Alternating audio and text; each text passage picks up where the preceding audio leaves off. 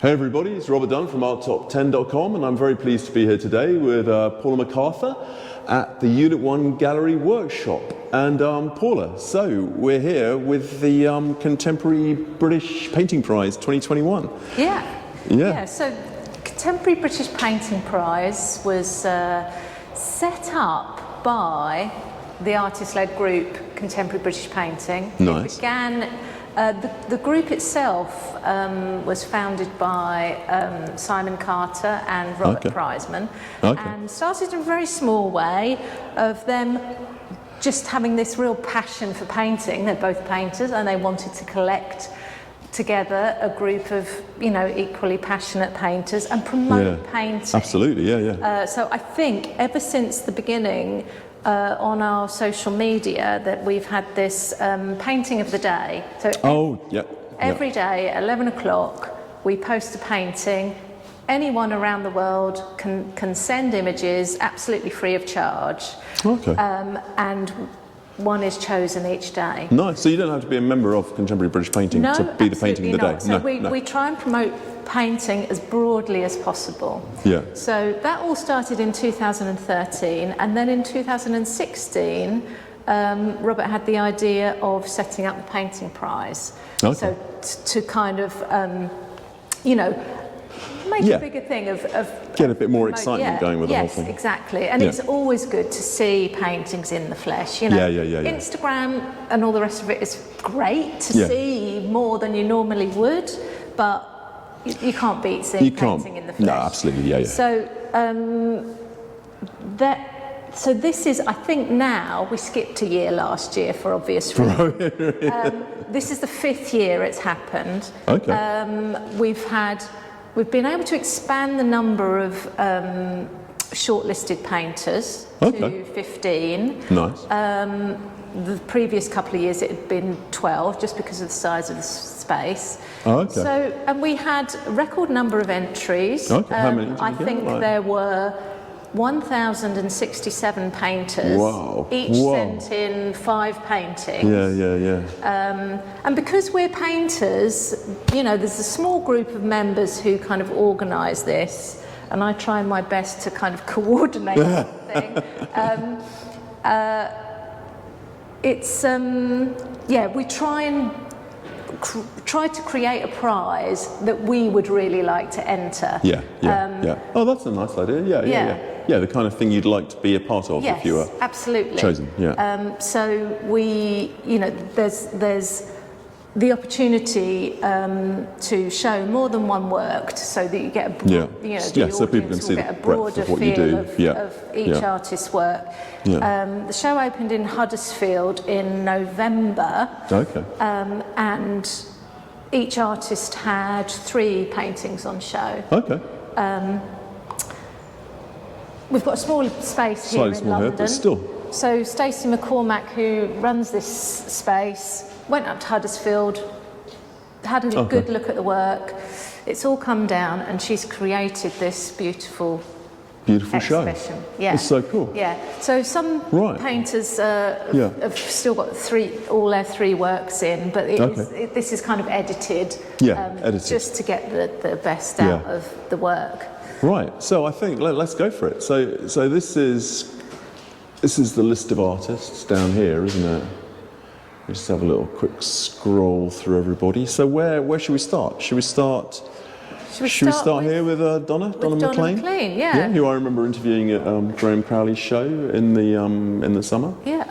Actually, Donna is an artist that I didn't know of at all before this. Oh, really? And somehow she bypassed my radar. But her studio is very local to here. Oh, really? And I've just had some really lovely conversations with her. I love her work, and I have to say, I particularly love the little cloud painting. Well, let's have we'll have a look at that. Let's have a quick glimpse. So any favourite aspects to this one? Well, although it's you know, on the surface of it, it looks like a monochromatic painting, but the delicacy of the kind of application of these really subtle colours, you've got I just think it's breathtaking. A little blue of that police car, you've got lovely bits in there, haven't you? And she just Yeah. Yeah, no, it's really cool. It's really cool. It's got. I think she was saying to me a sort of strange, almost like those crime thrillers in sort of snow-torn countries. This one's bit of a called vibe of that. Sarah Lunt, which is exactly. taken from The Killing, but it's not just. I don't think it's a straightforward film still. No.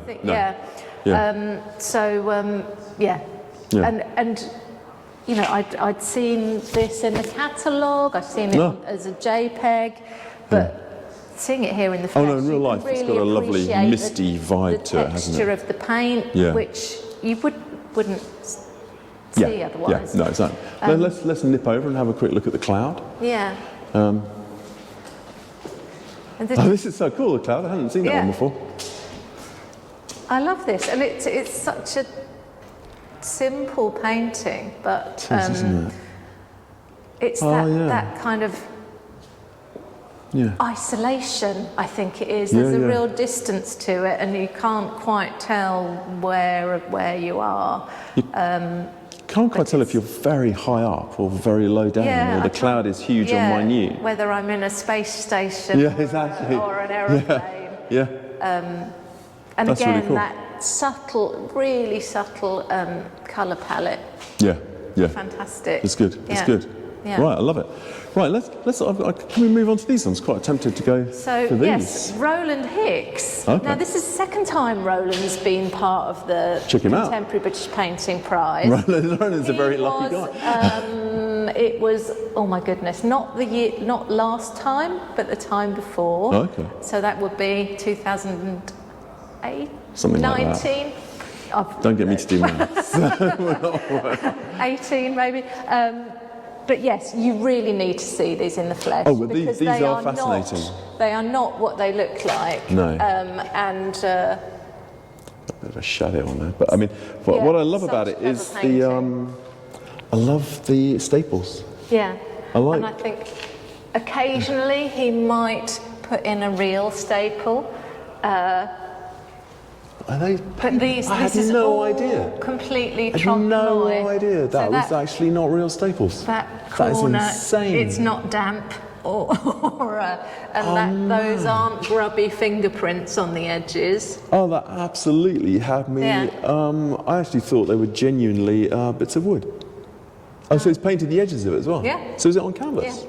Yeah. No, I think it's on board. It is on board. But yes, even the screw holes and things. Yeah.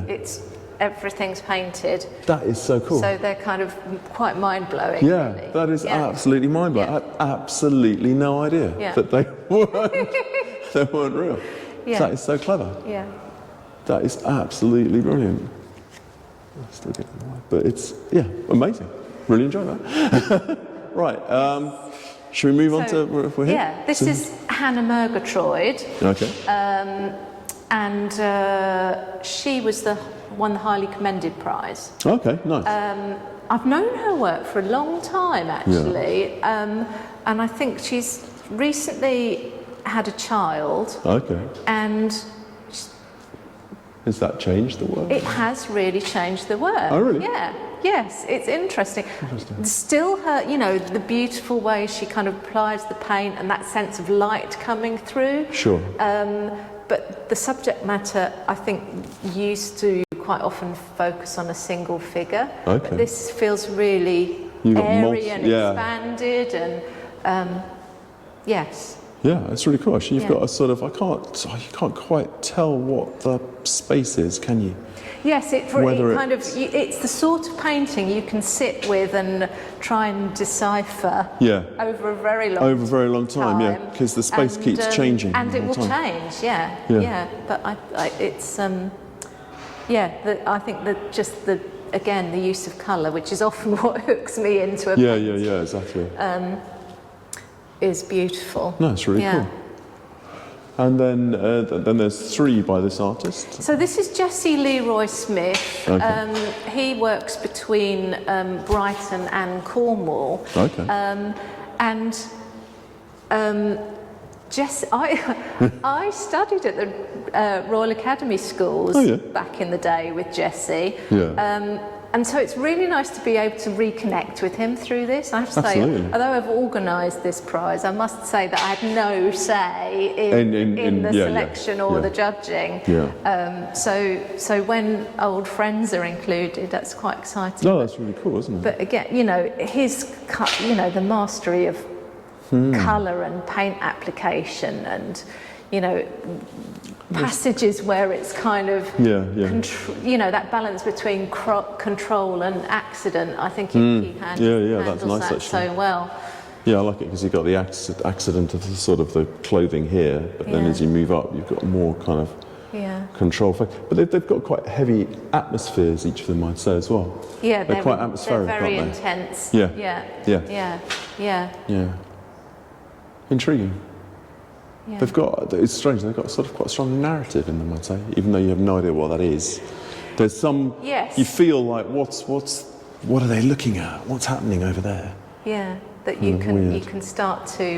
you can start to imagine all these stories, which probably will tell you a lot more about yourself. Yeah. They work very nicely together as well. They're beautiful. Yeah, and again, the colour. Nice. Right, let's sweep over this side to this painting. So this is Zack Thorne, and there's another one down the end, opposite corner. He's a fairly young painter. Don't want to make myself sound old, but I met him. He was part of a few of the painters came to Huddersfield for an artist talk event, and he was lovely. So this series of work was from photographs he'd taken when doing a house clearance. Oh, really? And I was quite intrigued to realise that he didn't really have any personal connection with this space. I imagined already that it was an old family home or something similar. But yes, they really have a kind of strong kind of sense of place and memory, quite eerie, and the absence of people is... they're quite mysterious as well. I mean, I'm not entirely sure what is that thing in the centre. Is it a cupboard? Do you know what? Somebody else looking at it the other day. It's a wardrobe. Oh, it is a wardrobe. Yeah, wardrobe and a microwave, which is a strange juxtaposition. But I think when you come into kind of relatively empty, abandoned interiors like this, there's often odd little things. Like that. Like that, exactly. But it sets up this kind of sort of awkward. No, it does. Oh yeah, totally. And then you've almost got, I suppose a bit like Barbara Hepworth would talk about sort of a little sculpture she made. There's quite a relationship between that cupboard and the microwave. I mean, one could be a daddy and one could be a little child. Yeah, I mean, they take on their own personalities, and the light at the top as well. Oh Which actually connects through quite nicely to this painting. Oh right, this one. Yeah, that's quite different. I wouldn't have actually clocked them as being. So it's in terms of the way it's painted, you can recognise the same artist's hand, but this is interesting. Much more like a still life, really. And just the sort of grubbiness of that ceiling, and the sense of time that gives, and the light bulb is turned off, Yeah, the light bulbs. I should rather like is the dangling light switch in the right-hand corner. Yeah, and it feels kind of upside down as well. Yeah, it does feel totally upside down. Yeah, it's got a really weird vibe to it, actually. Yeah, so I think I have a feeling that he'd said this was a sort of complete series. I think there's quite a lot there's more in these it paintings. That go on. But I think I saw on his Instagram the other day that he's actually continuing. Okay, so it goes on, so it's sort of ongoing series. But I think it's a really nice body of work. Yeah. Very cool. And then let's move on to this artist. So, Bill Stewart. I think Bill's living in, I should know this, Cornwall or Devon now. And again, he was at the Royal Academy Oh, with right. me. Oh, check it out. Yeah, in the early 90s. So weird coincidence. So Bill, Jesse and me are kind of reconnected, even though Bill and Jesse live relatively close to one another. Okay. They'd kind of lost contact. So that's really nice. I mean, that's part of what we're trying to do here is connect exactly. painters. Get a bit more of a community vibe going on. So the work he's looking at here goes back to a sort of road trip in the States that he made quite a long time ago, possibly even in late 80s, early 90s.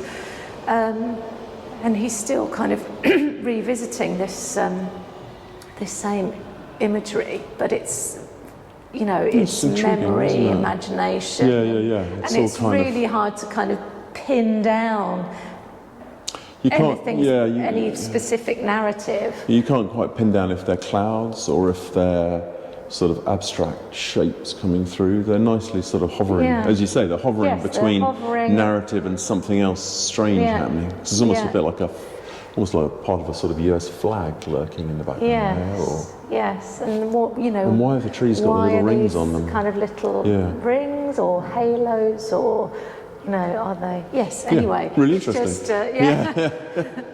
Right. Should we go on to this one? Next door. This is Tony Antrobus, who is a London-based painter, and I think Tony, although these are abstract paintings, I think, I hope I'm right, that he starts from a kind of figurative place, and then over time you can see there are so many layers of paint in it. It's a real kind of labour and accretion of kind of marks, and it sort of then kind of builds and you know, each layer responding to what's gone before. It's very cool. It's nice. I like it. I like all that. I mean, I like all the sort of, like you say, you've got nice down here. You've got that sort of creamy white that's sort of coming apart, and then you've got quite a texture on these grey sections. And there's sort of, you know, passages of energy and you know, karma. It's interesting.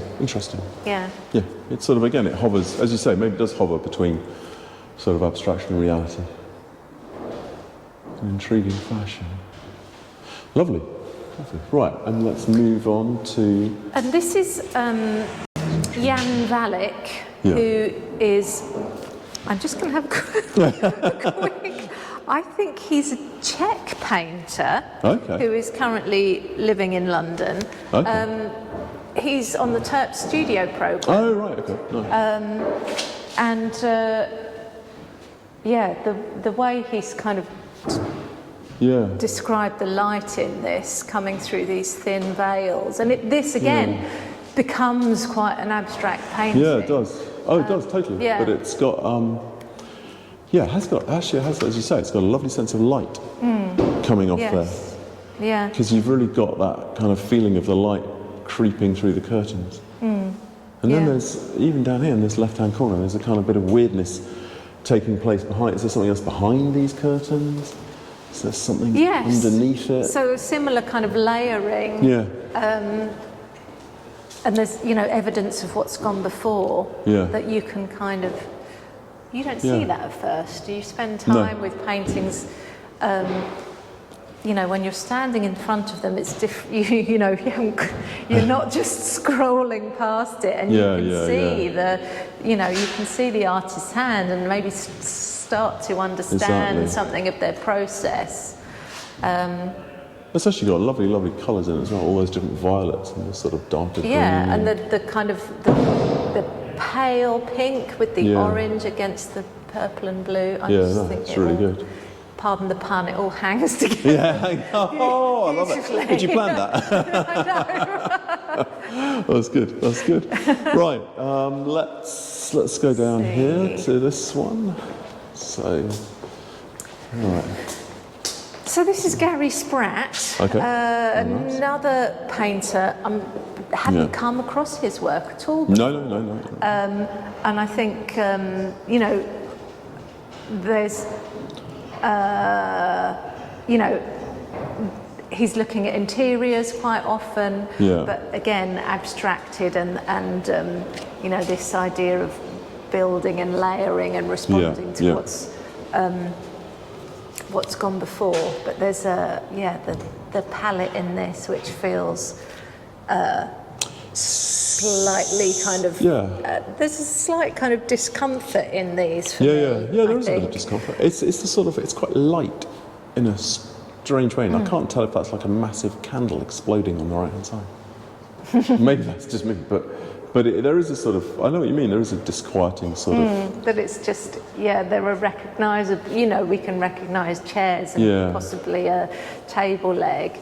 But what, you know, then you kind of, but not quite. You can spend. Yeah, you can spend time wondering what's actually going on. Deciphering that, and kind of you start coming up with these small kind of narratives. And there's another piece by Gary. Oh right, that's quite interesting actually.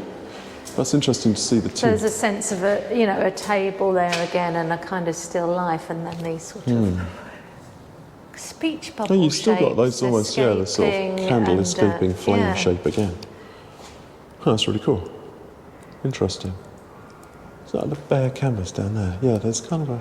Yes, interesting to know how he starts this. Yes, and there's a sense that this is kind of drawing almost, as much as it is painting. Very cool. And then let's go over to these. So this is the one on the front cover of the book, isn't it? This is, so this is, one on the right is Inflatable by Susan Absalon. Okay.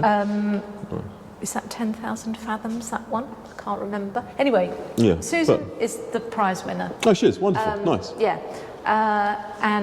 Nobody was more surprised than that. But I think I've followed Susan's work since about 2017 when I organised an open call in our studio building. Oh, really? She lives about an hour along the coast from me, and sent some work in, and as soon as I saw it, I just thought this is something really special. And in fact, I was going to buy one of those paintings, but somebody else beat me to it.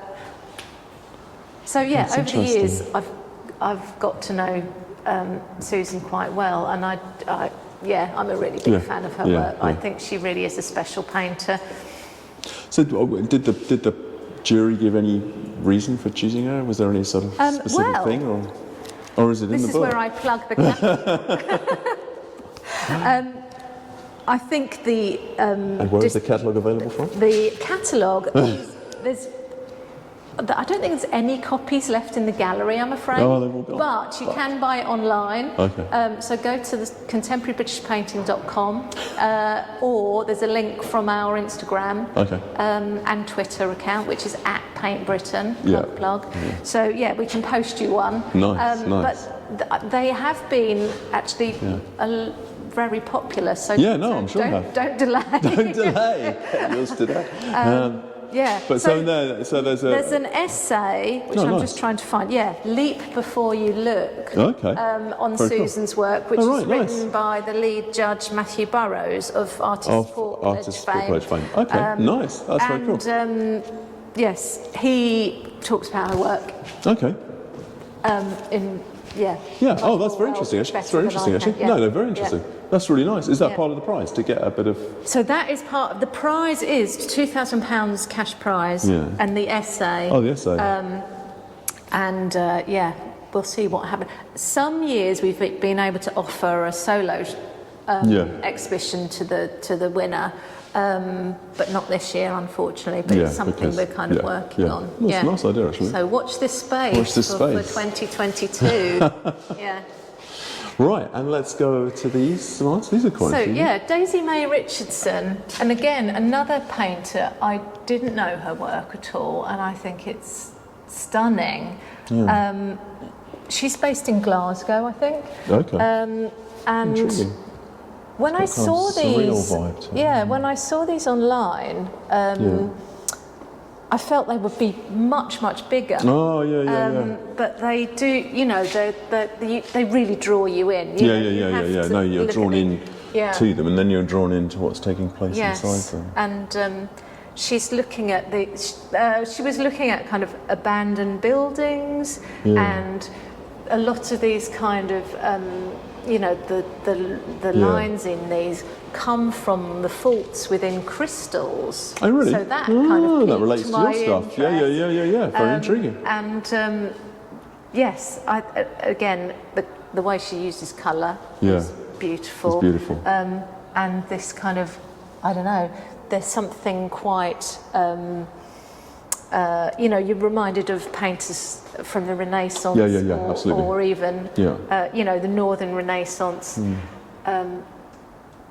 Very intriguing.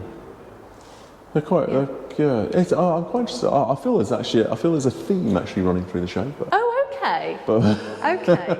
Well, anyway, I feel there's a theme of obscure narrative.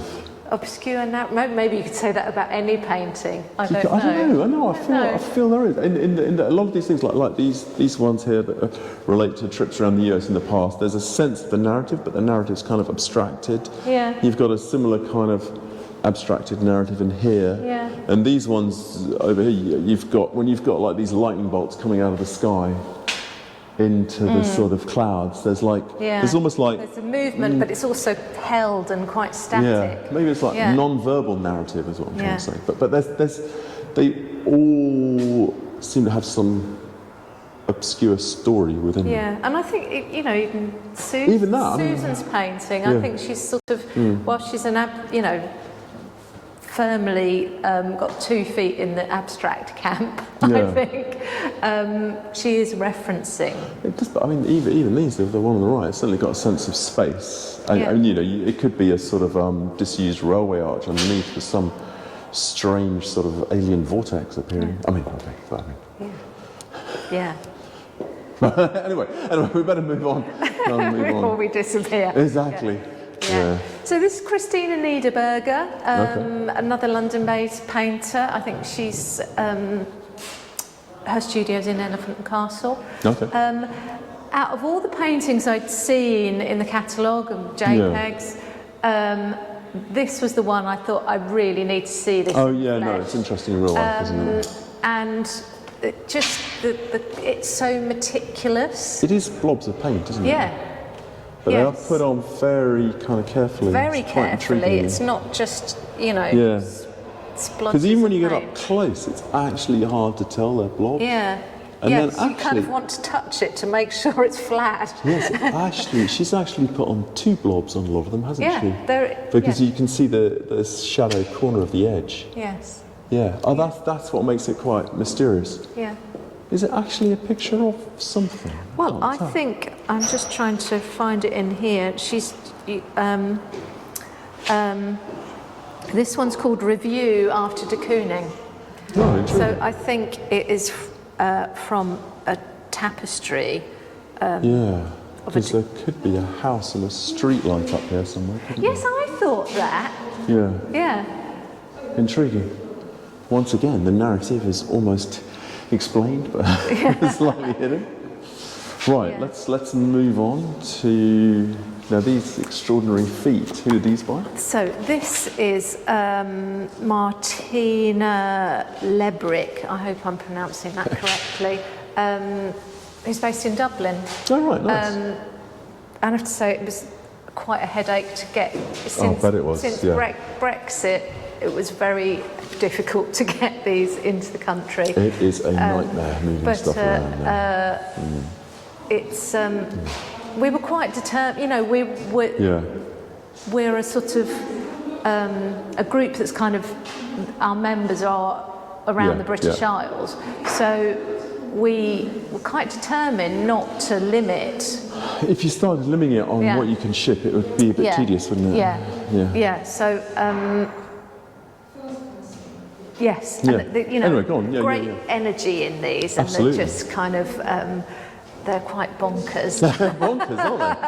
Bonkers in a wonderful way. Yeah, yes, absolutely. I mean, you've got the crazy 3 feet on this one, and And on this one, you got the crazy teeth. And the kind of intense kind of energy in the line. Yeah, no, there's energy and excitement, and I'm sort of tempted to say again, there's a strange narrative. Oh, definitely. I mean, these are, you know, really surreal paintings.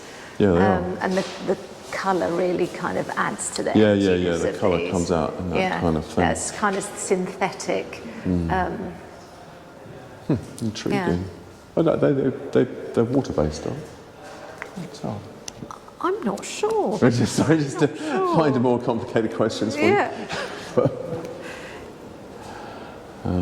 Yes, oil and oil pastel. Oh, oil and oil pastel. Okay, on paper. Interesting. Nice.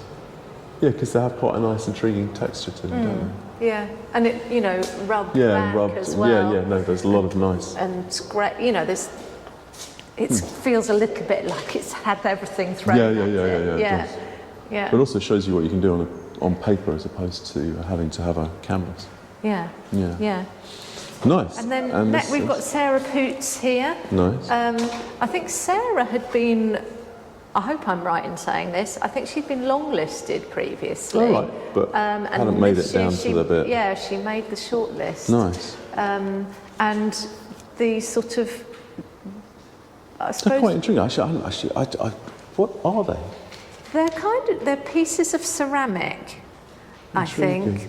So they're kind of broken still lives, in a way, which is but they look kind of interesting idea. The other paintings she had in Huddersfield are on a caning from a chair, which makes an interesting intriguing background. Yeah. And relates quite nicely to Christina's work as well. Intriguing.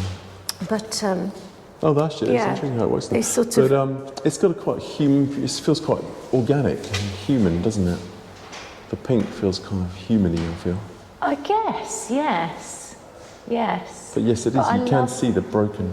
Yeah, I mean, bits of when china you start in to there, notice, excuse me, when you start to notice the reflections of the windows and the that's light clever, isn't it? reflected in the glaze. Yeah, that's nice actually. And you know, kind of almost try and reassemble them. Yeah, exactly. And wonder what it was once before. Or was it one object or several? Yeah, no, exactly. Yeah, I'm assuming that it's a variety of different broken. Yeah. I mean, I'm assuming it is. But very intriguing. Yeah, temporary sculptures. Temporary sculptures. Should be called mysterious narrative. Yes. Right, and here we go. So this. We got. How many more have we got? I think this is. This is last but not least. Are these both that one is one of Susan Absalon's, the prize winner. Oh, I see. Okay. So we should have ducked back. That's over okay. there. We'll pop But this is Tom Robinson, and I think he's based in Norfolk, and I think he's the only painter in the show that I actually haven't managed to meet yet. Oh right. Well, fingers crossed. I think we'll make it.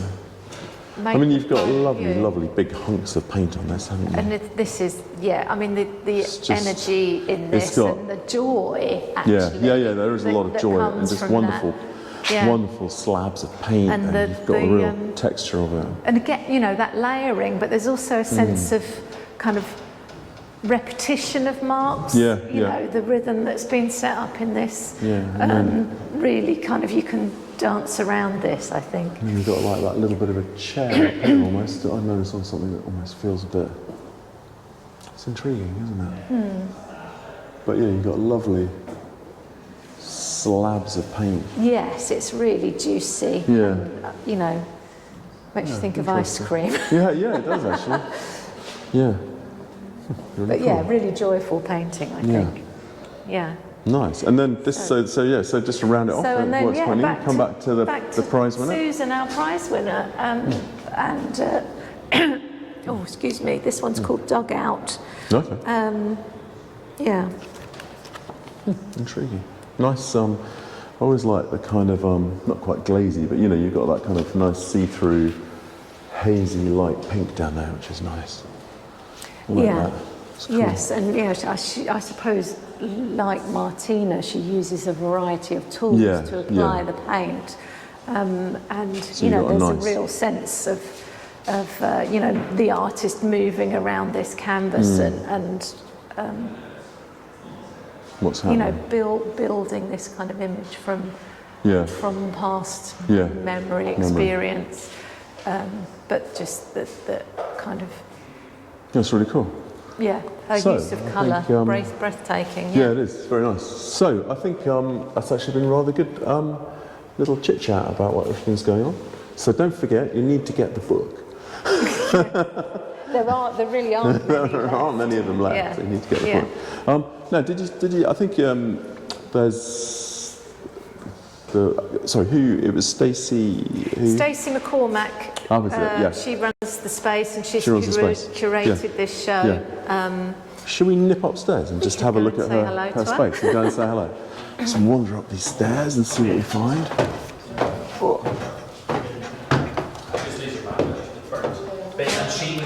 She was like the center point for what happened in America. She's got everything.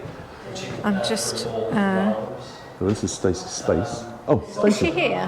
Hello. We found you. Have you got a few minutes? I found you. Come on. So just I'm going to swap the microphone from. Oh, of course. From you to Stacey. Yes. Stacey. Some research. I need a microphone. Oh yeah, I know. It's the first time I've used it, so we'll see what it's like. But yeah, it just clips onto you. Yeah, that'll be perfect. Yeah. Thank you for the handover, Paula. So we haven't got long, as the battery's running out, I'm afraid. But just tell us a little bit. Well, tell us a little bit about the whole space and your space here. So Unit 1 Gallery Workshop was guided or misguided? I'm not sure yet.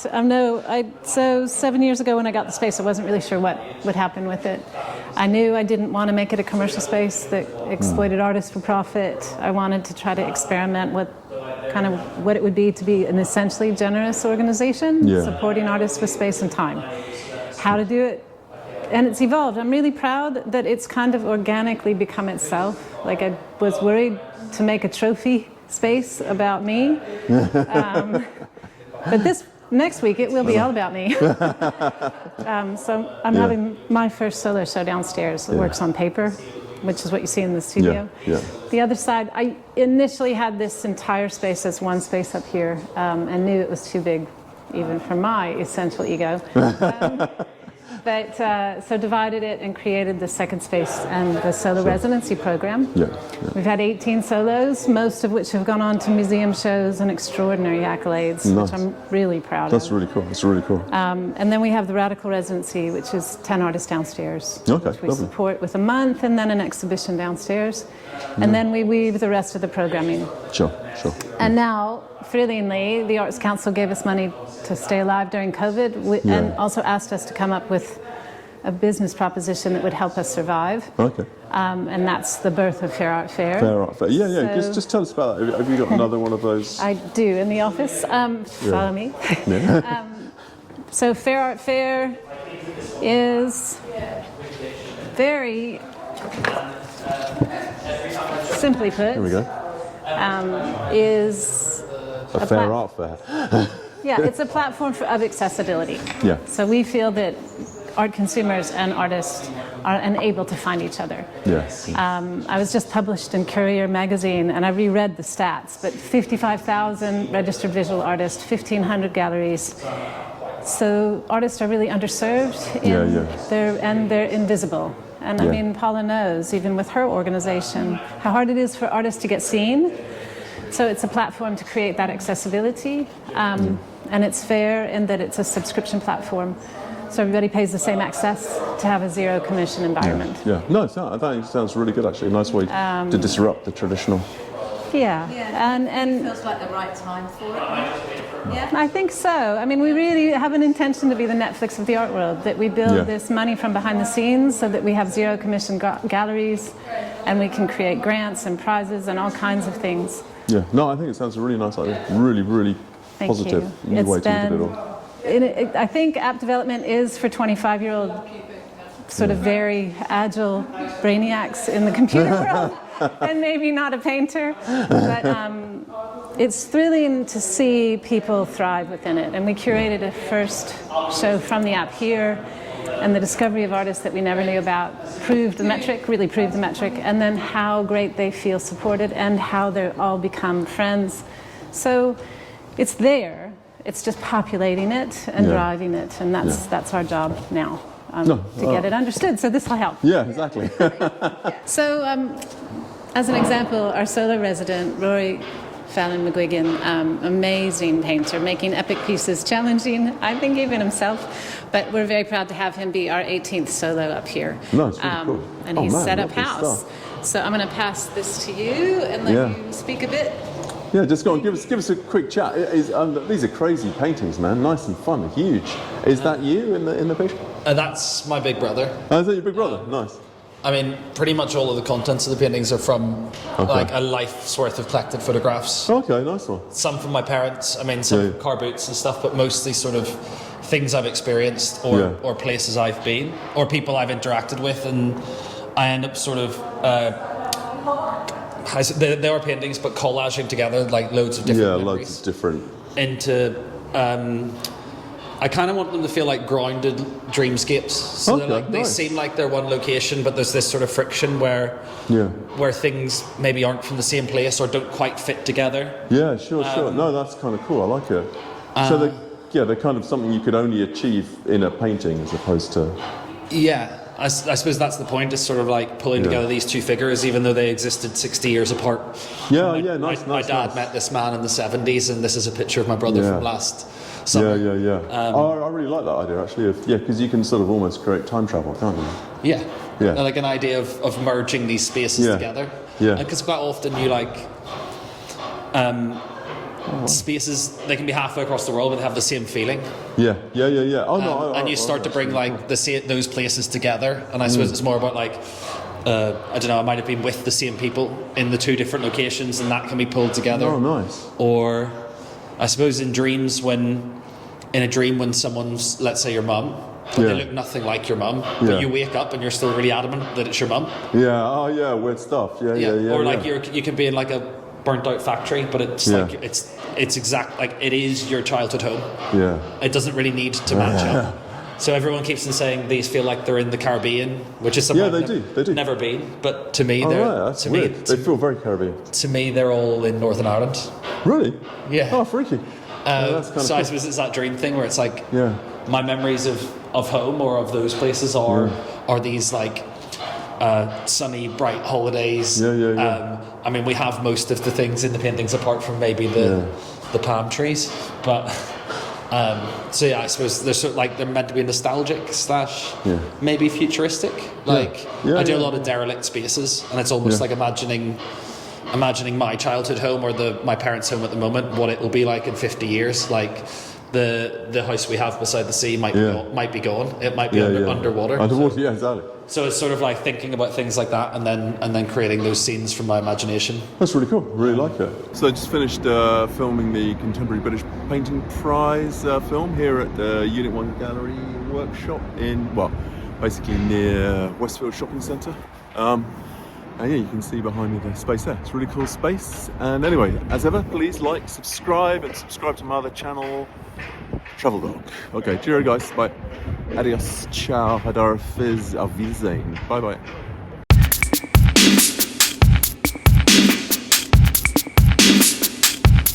Bombuckler.